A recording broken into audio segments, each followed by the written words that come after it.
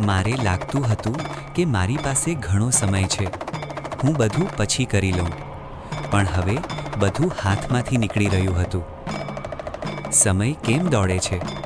હું તેને રોકી કેમ નથી શકતો? અને ફરી એકવાર હું એ અજાણી દુનિયામાં પહોંચી ગયો.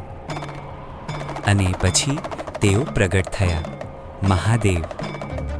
હે મહાદેવ, સમય એટલો ઝડપથી કેમ પસાર થાય છે? શું હું તેને રોકી શકું? વત્સ, સમય ક્યારેય દોડતો નથી, તું જ પાછળ રહી જાય છે. જે ભૂતકાળમાં અટવાઈ જાય છે તે વર્તમાન ગુમાવે છે, અને જે વર્તમાન ગુમાવે છે તે ભવિષ્ય બનાવવાનો હક ગુમાવે છે. સમયને રોકવાનો પ્રયત્ન ન કર, તેને જીવવાનું શીખ, કારણ કે દરેક ક્ષણમાં જ તારી શક્તિ છુપાયેલી છે. એ ક્ષણે મને સમજાયું, સમયને હું નહીં ગુમાવી રહ્યો હતો, હું મારા જીવનને ગુમાવી રહ્યો હતો.